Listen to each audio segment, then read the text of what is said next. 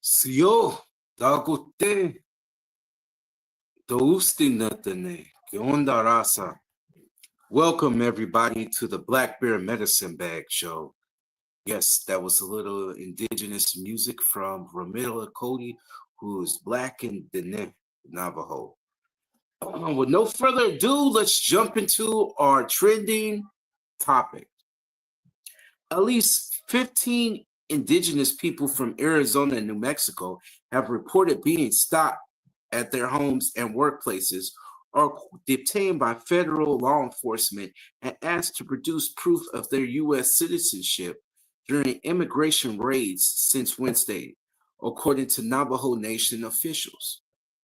The report, which has caused panic among tribal communities, both states, came aimed towards Trump's administration attempts to ramp up undocumented immigrants arrests nationwide and amass large force to carry out presidential deportation plans.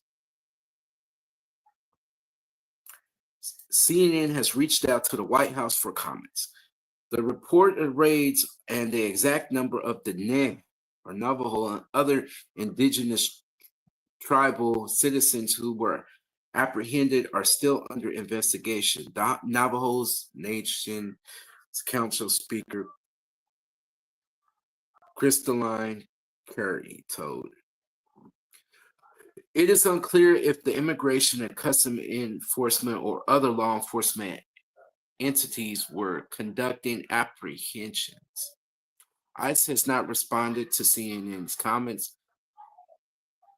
Navajo Nation official, Washington, D.C., Indian country. Let's go ahead and cover this right now.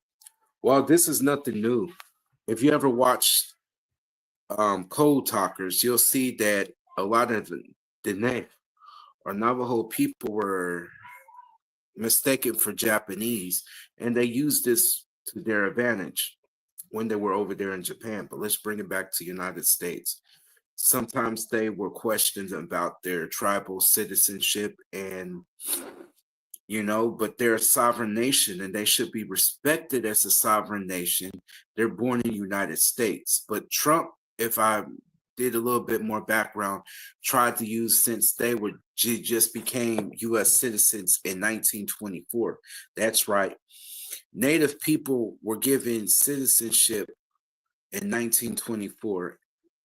And they tried to use this other documentation talking about the 1886 says just because you're born in the United States does not automatically make you a citizen. But how are the are Inde, Apache, and other native nations not U.S. citizens if this is their territory long before the United States.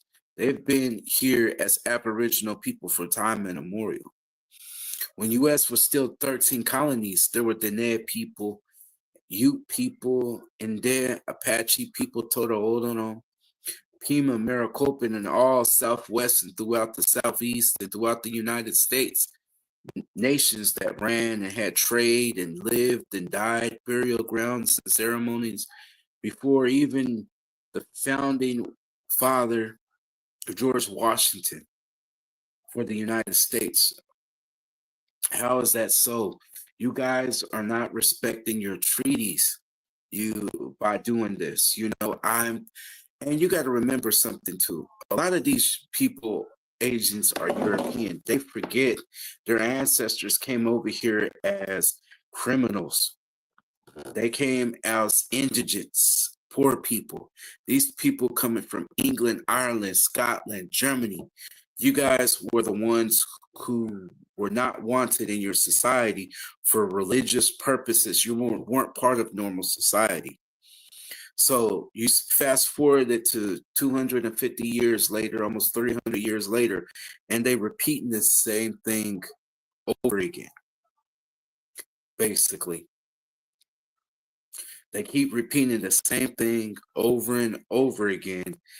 And I'm surprised these native nations are not suing the U.S. Department of Immigration and Customs, or ICE, basically, because to tell you the truth, as soon as somebody says, I am a U.S. citizen, here's my certificate of Indian blood, they should back off. I'm like, okay, we believe you. But they have to question more and go through the ringer and all that, but they shouldn't have to. I'm not seeing European Americans being stopped, the people of English ancestry and any of that. It's just people of color, you know? And that right there shows you that even these so-called Latino people are indigenous too, you know?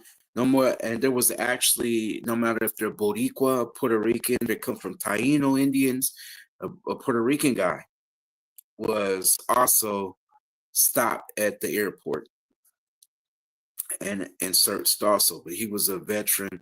They let him go. So to me, it's out of ignorance, it's out of racism that everybody who's indigenous is the same group. They're highly uneducated people, I feel like, when it comes to it, to be doing this to native people. That we have too much information for people just to be stopping and harassing people. Instead of focusing on that list, certain people who you just grabbing any and everybody. I think that needs to stop, because they have the names, they have the locations, but they just want to get anybody in the area too, just so they can confirm and hit their quota. But if you don't hit the quota right, eventually there's going to be some lawsuits following that. All right. And just for my people, indigenous people in the Southwest, or my Mexican indigenous people, make sure you guys have your documentations proving you're U.S. citizens, so you don't have to be detained for long periods of time. All right, moving forward with another news. Washington, D.C., Indian country and amnesty activists led a resounding of the site of relief on former President Biden's last day in office when he announced that Native American activist Leonard Peltier's life sentence in prison would be commuted. Peltier, who has been serving for killing 2 FBI agents, will now transition to home confinement. This means that Peltier will be allowed to serve the remaining of his sentence from home. It does not exonerate him from the crimes he was committed. It's finally over. I'm going home, Peltier said in a release by Indian Collective. I want to show the world I'm a good person with a good heart. I want to help people, just like my grandmother taught me. Petir is an 80-year-old citizen of the Turtle Creek Mountain Band of Ojibwe and previously active in American Indian movement, fighting for Native American rights. It was in 1975 Petir was involved in a shooting on the Pine Ridge Reservation. So basically, there was a standoff in Pine Ridge because the Pine Ridge was being controlled by a bad chief, basically, and he and a group of other federal agents and the other people were not going for this. They got tired of being rounded up and being persecuted, and they weren't getting the right things. They were being served bad meat. Their rights were not being taken care of. And I guess, they were having a shootout with this chief and the Bureau of Indian Affairs and the FBI. People, it was an uprising basically. And I guess 2 FBI agents were killed in the middle of this. And because of that, he said he didn't have no parts. Even physical evidence, DNA shows that. That's why he's able to be because they could never really prove that. And from, I guess, Nixon all the way up to the last 4 presidents, they all denied him. Even Barack Obama basically denied him. Trump denied him. I guess Biden, because Biden, I guess, was trying to set a better example, decided to let him go, basically, because, Biden, I could say the Biden administration, for the most part, did better than most of the other presidents as far as taking care of Indian country. They did give land back to Native people. They did honor the treaty. They did say sorry for the atrocities that was done at the Indian boarding schools, which I thought was good. I mean, a lot more could have been done, but at least they tried to do something. And he does live that legacy of giving back the beginning of it. But this Trump looks like he doesn't care about nobody. As we talked about previous article, he's going around harassing Dene, probably Total Odinum, Ute people, Mescalero Apaches, and anybody in between. Native nations. That's why it's still so important that you carry your tribal ID, your certificate of Indian blood, your driver's license, whatever, to prove that you have the right to be here and you are a citizen, and they should respect that. You know what I'm saying? It's like they want you to carry all of this, but still they want to question you. I remember riding in the car. We got pulled over by the police, and we had to sit on the side of the road. We didn't have no drugs. They were so adamant that, 2 black men that had it in the hood, mind you, they didn't know it was black and Mexican indigenous. They didn't know that. But just a person of color, they were just sitting there. And my house was just right over there up the street. And still they were insistent, but they couldn't find nothing. There was either you didn't have nothing or you had something and you hid it. They had the dogs. It was like 10 police. They were bored. And this was before it was IMPD. Here in Indianapolis, it was IPD. And they were known for beating up black folks in Indianapolis. They were the old school kick them, beat them down. Like LAPD, this was IPD. They were very bad. And I understand how the NAD people will feel, being questioned. Are you a U.S. citizen? And how long have you been? Where were you born? Who are your parents? Just stupid questions done by these European Americans, right? These French, these English. And you got to look at them like, hey, I've been here before your ancestors got here. I've been here a long time, I can understand how that feels to be detained. Okay, let's move on. Right, today I will have at least about 5 different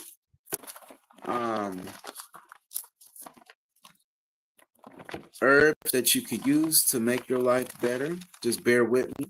Give me a second. I'm about to play some more Ramil Cody as I look in my notes to find that. 1 second, y'all.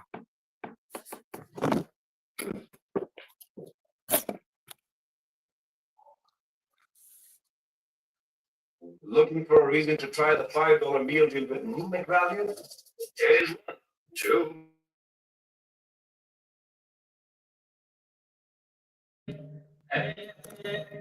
Yeah.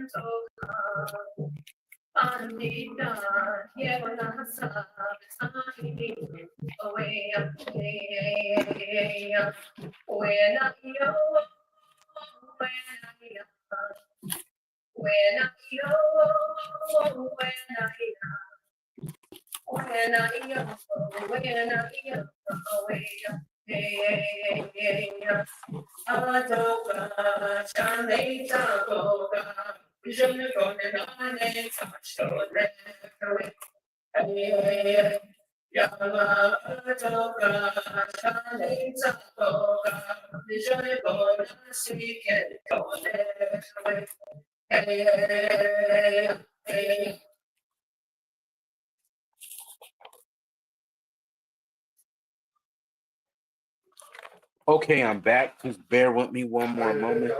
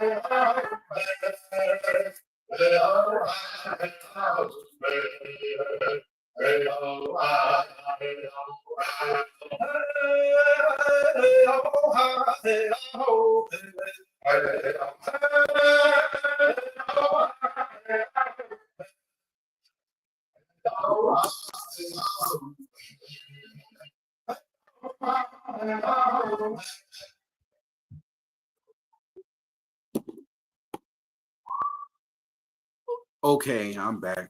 There was some more indigenous music.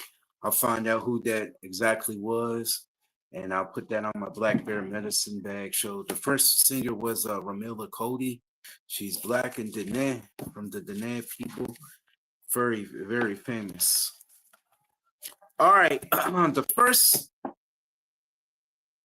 herb that I have for you is called hackberries.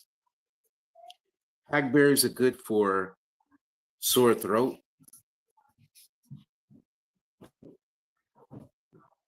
You use the bark part of it to treat sore throat. It's also used for menstrual cycle. The bark is. It's also, you could use hackberries to treat venereal diseases, along with a powder as used to treat venereal diseases. It's also a gynecological aid. I sad to say, but it could also be used to induce to abortion. I'm not going to get into that too much, but that's what I'm reading that they use this for. All right. Excuse me if I hack up this other herb. It's called common permissum. It's the green infusion was used to treat dysentery, sore throats. It could use as a extremely external wounds such as burns. Okay, another one that most people don't really know about is pecans. It has many uses, and this was another indigenous medicine used. It's good for heart health. It lowers bad cholesterol. It's an antioxidant that contains phytonutrients and others. It's a is an anti addant that helps protect damaged cells from cancer. It improves digestion because it's high in fiber. It regulates blood sugar and can help lower the sugar that's absorbed in the bloodstream. It helps with the immune system because pecans have zinc that is developed that you develop bad. They help assist with the development of new cells. Pecan also has vitamins and minerals for brain function. It also helps to prevent bad DNA that leads to cancer.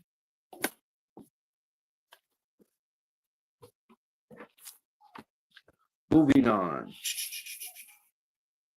So we got through 3 so far.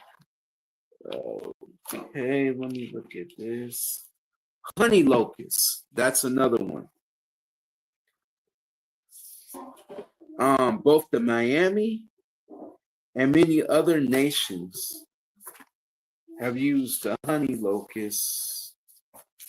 Hold on 1 second, y'all. Let's find that about the honey locust. Give me a second.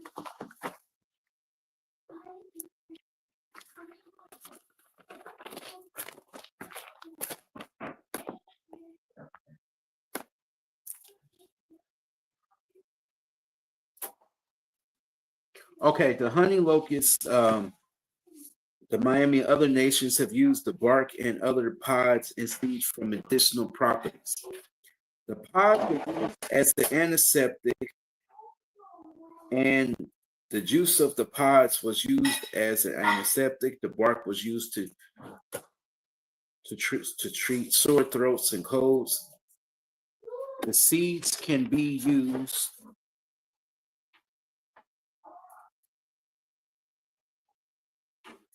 for a coffee. The leaves also contain alkaline properties that is an anti-cancerous. The flowers also are a compound that is an antioxidant, antifungal, basically. And my last herb that I have for you guys today is the Jerusalem artichoke. This was used for skin wounds, reducing pain, improving blood sugar, and bone fractures. Now, just looking at what's going on in the world, it seems like everything is repeating itself. A long, long time ago, the detained people faced the United States government when they rounded them up and put them in Bosque de Redondo in New Mexico, where they were held as prisoners against their will, and along with the Mescalero Apaches, and they were freed. But during this time was a hard time. The same way during World War II, sometimes they'd be rounded up and mistaken for Japanese Americans till they could prove their citizenship. It's like the United States government keeps showing indigenous people of the United States they don't respect them.